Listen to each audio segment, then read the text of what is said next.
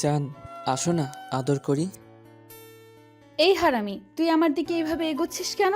তোর হাবভাব আমার মোটেও ভালো ঠেকছে না। লে হালুয়া, বিয়ে করা বউয়ের দিকে এগোবে না তো কি রাস্তার মেয়েগুলোর দিকে এগোবে?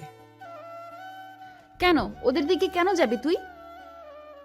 তুমি তো বললে তোমার কাছে না আসতে, আর বউয়ের সাথে রোমান্স না করলে অন্য কারোর সাথে করতে হবে না।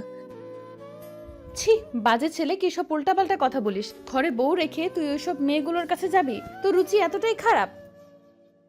আমি জানি আমার রুচি খারাপ, না হলে তোর মতো একটা মেয়েকে ভালোবাসতে পারতাম, আর শেষ পর্যন্ত আমাদের বিয়েটা হতো।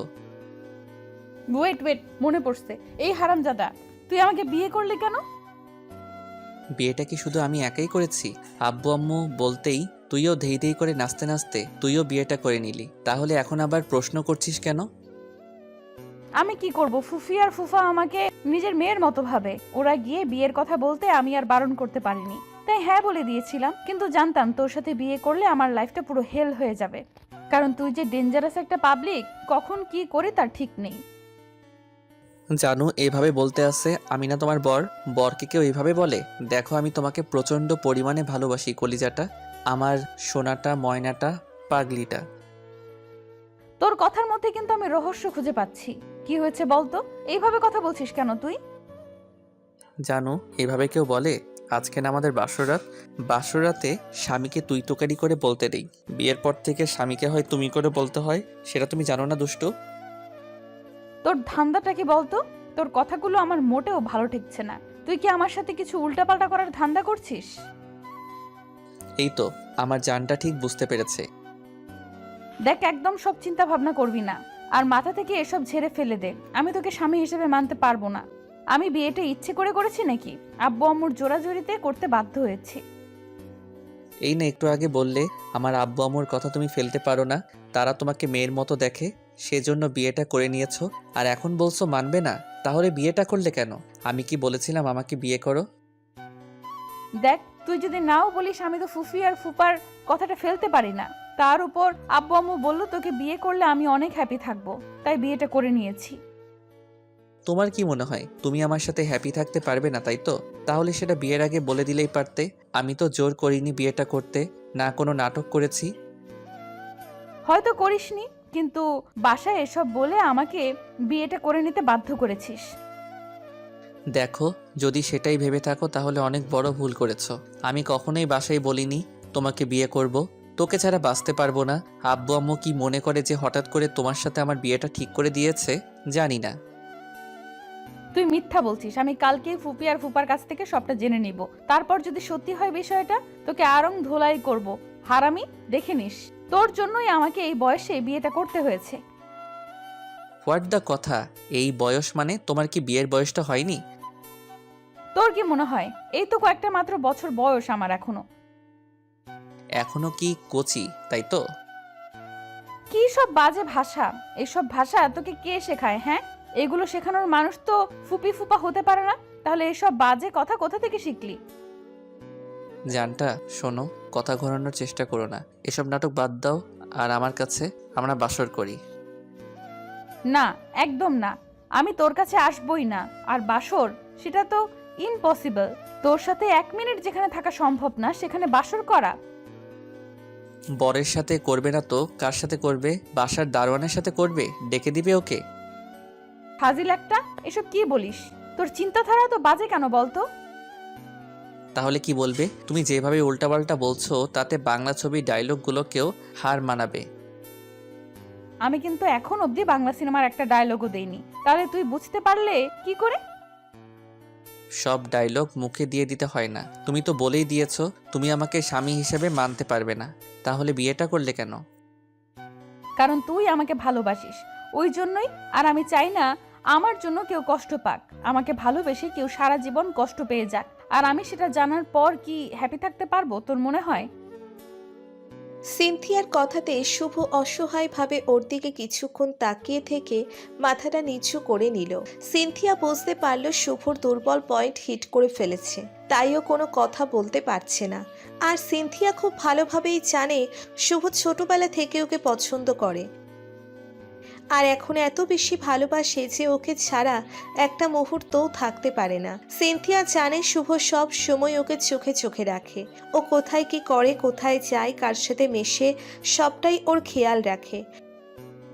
এমনকি যখন রাতে সিনথিয়াকে দেখতে ইচ্ছে করে তখন শুভ লুকিয়ে গিয়ে সিনথিয়াকে রাতে দেখে আসে। সবটাই সিনথিয়ার জানা, তারপর সেটা প্রকাশ করে না। শুভ কথা বলছে না দেখে এবার সিনথিয়া এগিয়ে আসলো। তারপর ওর মুখের দুই পাশে হাত দিয়ে বলতে লাগলো, সব সময় আমাকে চোখে চোখে রাখা, আমি কোথায় যাই, কি করি, কার সাথে মিশি, সকালে খেয়েছি কিনা, দুপুরে খেয়েছি কিনা, সময় মতো ঘুম থেকে উঠেছি কিনা, কোনো ছেলে আমার দিকে তাকায়, আর রাতে ইচ্ছে হলে বাসায় অবধি গিয়ে লুকিয়ে চুপি সারে আমাকে দেখে আসে। সেটা কি হতে পারে আমি জানি না মনে করেছিস? আমি খুব ভালোভাবেই জানি কেন করিস এসব। কে বলল তোকে আমি এসব করি? একদম উল্টাপাল্টা কথা বলবি না। না না, আমি উল্টোপাল্টা বলছি না। তুই আমার থেকে কিছু লুকানোর চেষ্টা করছিস দেখে এসব আর লুকিয়ে কোনো লাভ নেই। তুই যে আমাকে অনেক বেশি ভালোবাসিস সেটা আমি জানি।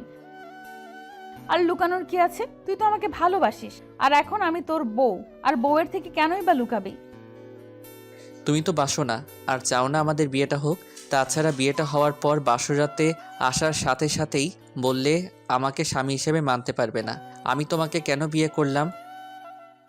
তাহলে এখানে আর কি বুঝবে বলো? ছাড়ো ওসব কথা।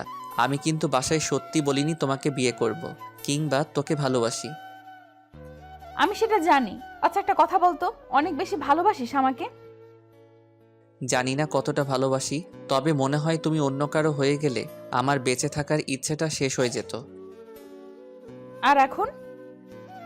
এখন লাইফে আর কিছু পাবার নেই। যেটা সবসময় চেয়ে এসেছি সেটাই পেয়ে গেছি, তাই আমার আর কিছুই চাওয়ার নেই। কিন্তু আমি তো তোকে ভালোবাসি না, আর কখনো বাসতে পারবো কিনা সেটাও জানি না।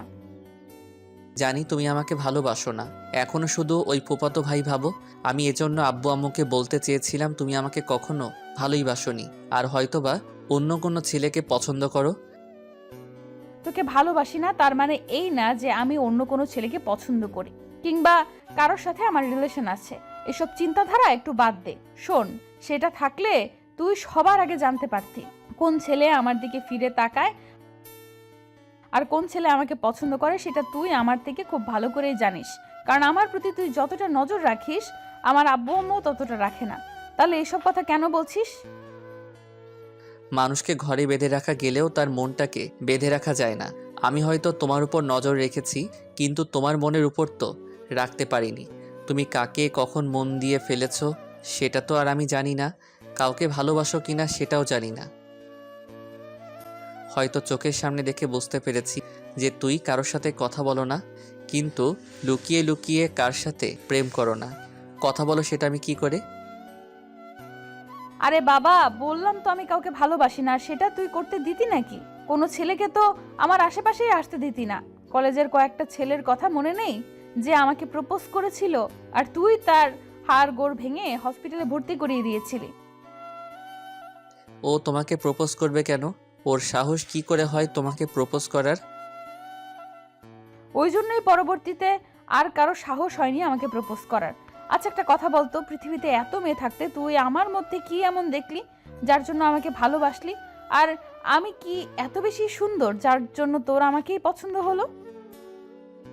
জানি না, ভালোবাসতে গেলে শুধু চেহারায় দেখলে হয় না, মনের মিল থাকতে হয়। আমি শুধু তোমার চেহারাটাকে নয়, পুরো তোমাকেই ভালোবেসেছি। তোমার মন প্রাণ সবটাকে ভালোবেসেছি। কিন্তু তুই বুঝলি কি করে যে আমি একটা ভালো মেয়ে, আমার মনটা অনেক সুন্দর? সেই ছোটবেলা থেকে তোমাকে দেখে আসছি। আমি যদি তোমাকে চিনতে না পারি তাহলে আর কে চিনবে বলো? আমি জানি সেটা। তাছাড়া আব্বু আম্মু বলে তুই অনেক ভালো ছেলে, তোর সাথে যার বিয়ে হবে সে অনেক হ্যাপি থাকবে। আর তুই আমাকে যতটা কেয়ার করিস আব্বু আম্মু ততটা আমাকে চোখে চোখে রাখে না। তার মানে মামা মামি অনেক আগে থেকে ঠিক করে রেখেছিল তোমার আমার বিয়েটা দিবে, তাই তো? সেটা তো বলতে পারবো না, কিন্তু যখন তোর আব্বু আম্মু আমাদের বাসায় গিয়ে বিয়ের কথাটা বলেছে তখন আব্বু আম্মু অনেক খুশি হয়েছিল। আমি জানতাম না ওদের মাঝে এসব নিয়ে আগে কোনোদিন কথা হয়েছে কিনা। আমার মনে হয় ওরা চাইতো আমরা দুজন দুজনকে বিয়ে করে অনেক হ্যাপি থাকি। কিন্তু তুমি তো হ্যাপি থাকতে পারবে না। তুমি একটাবার ওদের বলতে পারোনি আমাকে ভালোবাসো না, বিয়ে করতে চাও না? একবার যখন বিয়েটা হয়ে গেছে তখন ভালো তো বাসতেই হবে, আর মেনেও নিতে হবে। বারবার এসব কথা কেন বলছিস? শোন, আগে ভালোবাসতাম না, এখন বাসার চেষ্টা করব। এতে তুই এত আপসেট কেন? তোর তো খুশি হওয়ার কথা ছিল। যেখানে তুই আমাকে ভালোবেসে নিজের করে পেয়েছিস সেখানে তুই হ্যাপি না? আমি অনেক হ্যাপি তোমাকে জীবনে পেয়ে। সবচেয়ে বেশি খুশি হয়েছি, আমার লাইফে আর কিছু চাই না। তাহলে মুখ গোমড়া করে আছিস কেন? একটু হাস। জানি না তোমার মাঝে কি আছে, তারপরও প্রচণ্ড পরিমাণে ভালোবাসি। কখনো বলতেই পারিনি কতটা ভালোবাসি। ভয়ে থাকতাম যদি তুমি আমার সাথে কথা বলা, দেখা করা বন্ধ করে দাও, তাহলে তো আমি নিঃশেষ হয়ে যাব, আমার দমটা বন্ধ হয়ে আসবে, থাকতে পারবো না তোকে ছাড়া। ছোটবেলা থেকে তোকে দেখে আসছি, তুই আমার সাথে ছাড়া অন্য কোনো মেয়ের সাথে কথা বলিস না। তুই একটা সময় আমার অভ্যাস হয়ে গেছিলি। তোর সাথে কথা না বলতে পারলে আমার দম বন্ধ হয়ে আসতো। জানতাম না এটা ভালোবাসা কিনা, কিন্তু যখন থেকে কলেজ লাইফে পা রাখলাম কেমন যেন সবটা স্বপ্নের মতো হয়ে আসতে লাগলো। তখন আর আমাদের মাঝে তেমন দেখা হতো না, কিন্তু তখন এই ছোটবেলাটাকে খুব মিস করতাম। তুই একটা বার আমাকে বলতে পারিসনি তুই আমাকে এত বেশি ভালোবাসিস। যদি আমি অন্য কাউকে ভালোবেসে ফেলতাম, অন্য কোথাও আমার বিয়ে ঠিক হয়ে যেত, তখন তুই কি করতি? জানি না কি করতাম, তবে এইটুকু জানতাম তোমাকে ছাড়া আমি থাকতে পারতাম না, হয়তোবা মরে যেতাম। চুপ, একদম চুপ। উল্টাপাল্টা কথা আর কখনো বলবি না, বারণ করছি না? আচ্ছা বাবা, বলবো না, কিন্তু এখন তো আমরা এটা করতেই পারি, তাই না? এই ইয়েটা আবার কি? কি তুমি সেটা বুঝতে পারছো না জান? না, আমি আগে এই ইয়েটিয়ে কখনো করিনি তো, তাহলে বুঝবো কেমনে? আরে বাবা, আমি বাসরের কথা বলছি। আজকে না আমাদের বাসর, আমরা তো সেটা করতেই পারি, তাই না? দুষ্টুমি করার ধান্দা শুরু হয়ে গেল। যাকে ভালোবাসি, এত করে নিজের করে পেতে চাই, তাকে আজকে বউ করে পেয়েছি, তাহলে বউয়ের সাথে দুষ্টুমি না করলে কার সাথে করবে? হ্যাঁ শুনি। সেটাও ঠিক। তাহলে আর কি দুষ্টুমিটা করেই ফেলি, কি বলো বউ? সিনথিয়ার বেশ লজ্জা লাগছে, তাই চুপ করে আছে।